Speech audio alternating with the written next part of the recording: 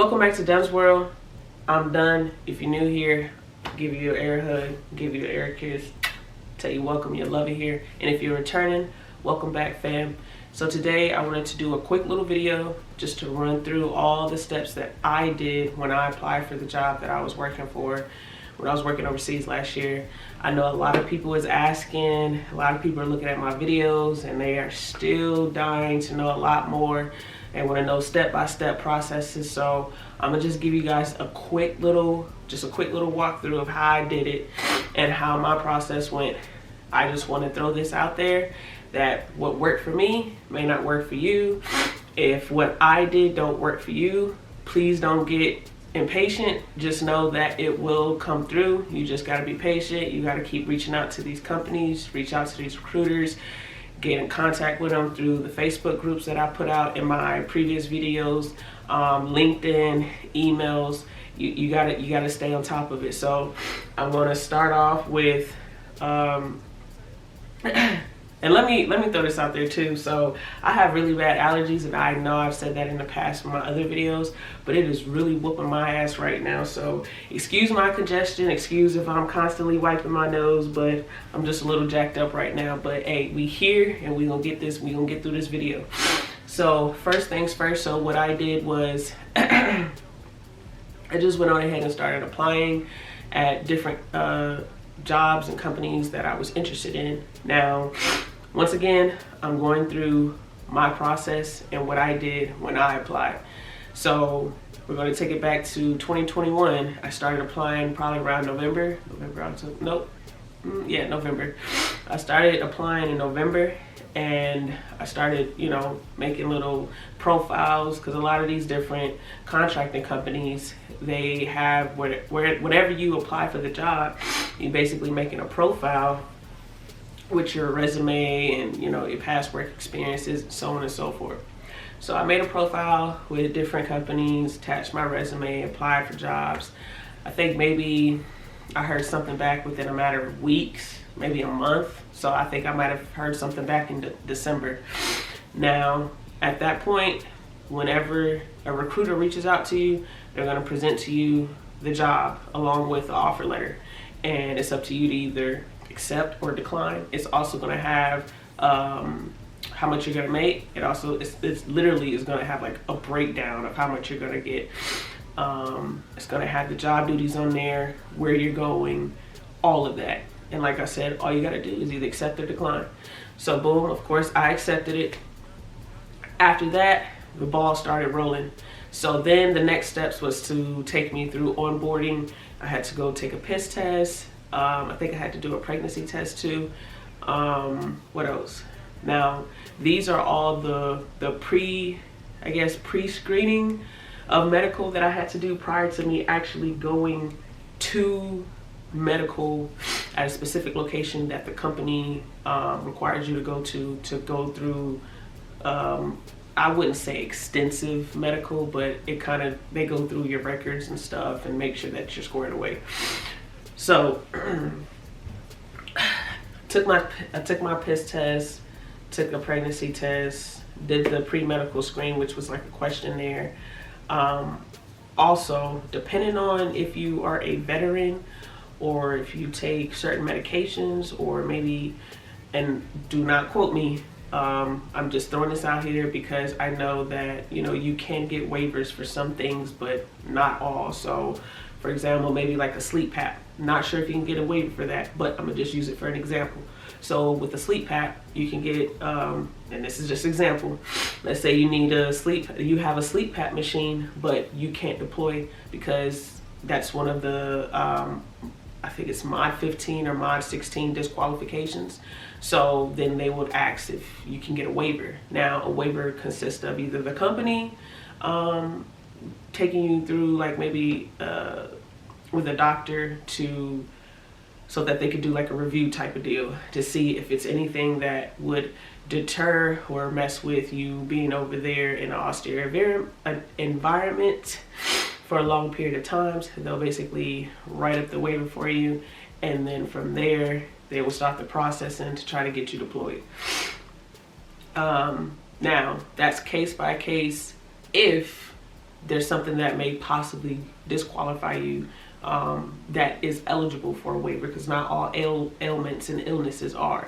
So that is something else you all should look into. I think it's either Mod 15 or Mod 16. You can look it up on Google. It's CENTCOM, CENT. I'm gonna also have it at the bottom. CENTCOM Mod 15 or Mod 16 requirements or qualifications to deploy. So as long as you're good to go with that, as long as you don't have any type of, issues going on medically, boom, they'll go ahead and set up a date for you to go through the medical screening, which is like I'm gonna say it's kind of like a MEPS if you've ever been in the military. And they're going to do blood work again. You're going to get a TB shot, and whatever vaccines that you may not be up to date on, you're going to get those as well. They're going to go through your medical records to make sure that everything is aligned and good to go. And if you do need a waiver, to make sure that the waiver is physically there, because if there's something in your medical records that does not meet the guidelines of the Mod 15 or Mod 16 and you don't have a waiver, they're going to send you home. So be mindful of that. So let me rewind a little bit. So I started in November of applying. I think I heard back in December. And December I did the piss test, pregnancy test, had blood work drawn, all that stuff. January is when I went, I want to say the end of January is when I went to, for lack of a better term, I'm going to just say it's like a place like MEPS, where I go through the medical screening and, meet with the doctors and get the TB shot. That medical process right there, and it depends on the case by case, because everybody's medical records is different. Everybody has different illnesses. Everybody has different ailments. I'm speaking for me, okay? It was about a week. And that week consisted of also you conducting other trainings that you had to do that needed to be completed so that you can deploy. So I'd say maybe like the first 2 to 3 days is medical, and you're going through all of those steps, meeting with those doctors and getting those shots, and them just checking to make sure everything is good. And the last 2 days is them basically, I guess, filing you out of going through the whole pre-deployment process and saying that you're good to go and giving you your paperwork. And within that whole week too, you have to make sure that you have all the trainings complete, like cyber awareness and anti-terrorism, and honestly too depends on what location you're deploying to, because there's different trainings for different locations.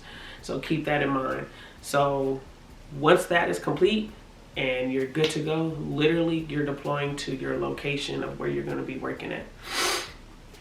So that's exactly what happened. I want to say, due to the fact that I was in Kuwait, I think that flight was like, seemed like I was in the sky for like 24 hours, but went to Dallas, and then from Dallas to Doha, and then from Doha to Kuwait. And then from there, your company will come pick you up from the airport, or however, because each company is different. Some will have an escort there for you to come pick you up, take you to your rooms, and process you into company housing. It just depends. That right there, that whole process was probably like November, December, a 3-month, and this is just what happened with my experience, what worked for me. And this process of me applying, getting a job, going through medical, going through the pre-medical screen, going through medical was about 3 months. And then within that 3 months, I was already in Kuwait. Oh goodness, excuse me y'all, I'm so sorry. Like my allergy, this is one nostril and it's jacked up and it keeps draining. I don't know why, bro. I don't know what it is about Texas, but this it just be having me all types of jacked up. But anywho, so from there you start your contract. Like your contract, your job, your contract that you agree to starts literally when you hit boots on ground. So boom, and that is the process. That's what I did. That's how it worked for me. And to know more about a life, like a day in the life of a contractor as far as what I did do, I'm gonna go ahead and tap that video up to the top, or maybe have that link at the bottom too, just so that you guys can check that out. But I just wanted to go over that real quick because I know people keep asking. I know this is like, I don't know, like a very well sought out subject that a lot of people are interested in. And I know you guys are super interested. I seen a couple of comments where you say you want to jump into contracting, and I seen a couple of people who said that they're still waiting for visas, and which that is another thing too, in which I didn't touch on that. But within that 3-month process, you also got to wait for your visa too. Don't know how long that may take, because that varies too, because I believe that it goes off of the time frame of when the embassy can process it and get it back to the contracting company, and so that they could get it back to you. So that right there is a whole needle in a haystack. Mine didn't take that long, but hey, some people's it takes a little bit longer. Other thing too, I believe when it comes to deploying, a lot of these companies got to have the funds to deploy you too. I believe it's kind of like a deployment. I can't remember what it's called, but it's because they usually do it by groups when they're deploying people. So keep that in mind too. But like I said, I just wanted to go back through this. It's well sought out. Once again, you guys feel free to ask me any questions because I'm free. You can ask me anything, but do not, and I repeat, do not ask me to look at your resume, because I'm not gonna look at your resumes. I'm probably not even gonna look or read your email or reply back to it, because that's not what I'm here for. That's not what I'm gonna do. I'm not a recruiter. I'm not a resume writer or any of that. So I'm not gonna look at your resumes. That is all on you to make sure it's squared away, that it's good to go, that it has everything it's supposed to have. Now, if you do need someone to help you with your resume, I can point you in the right direction for that, but just reach out to me and I will give you that information. There will be a fee. I'm not the one that's going to be charging you, but the individual that does do these resumes, they do charge. They do different types of resumes. They do civilian resumes, they do federal resumes, resumes for just different types of fields of work. So keep that in mind. I just want everybody to understand that I'm not looking at your resumes. I'm not. It's not what I'm here for. No. But outside of that, you can ask me anything. I will answer your questions. I did see one question that I did not answer because I was kind of like, I mean, if you apply for any other job and you fail a piss test, I kind of think you're disqualified. I don't think they give you like a time frame to like get it together. Now, the military, being that they're looking for numbers, I don't know. If you fail a piss test trying to get into the military, they may give you like a time frame to get your stuff together. You understand what I'm saying? And then come back and retake a piss test. I don't know. Don't quote me. But as far as contracting goes, I'm quite sure if you fail a piss test, like that's it. Like you're cut. But hey, I don't know. Each company is different. I don't know, but to my knowledge, I'm quite. I want to say I want to put about 95.5% that you're disqualified. So, but guys, just make sure you're also doing your own due diligence too, because the knowledge is out here. Also, be patient. I understand that it may be taking a little bit of time, but just be patient. All good things come to those who wait. So just be patient, okay? If you're waiting on your visa, or if you're waiting on your waiver, or if you're waiting for a recruiter to reach out to you, or if you're just waiting to just get a job, period, just be patient. Continue to do the things that I put out to you all to do, and trust me, something's gonna fall through, but you have to be patient.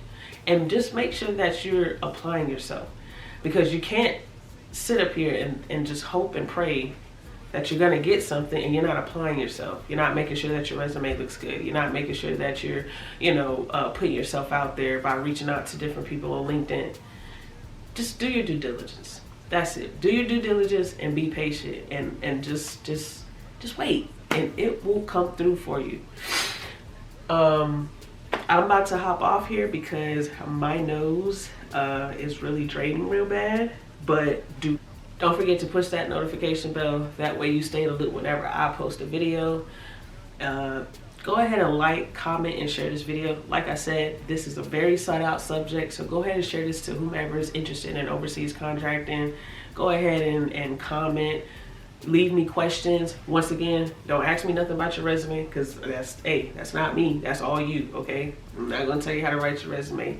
But ask me anything else about my experiences as far as contracting goes.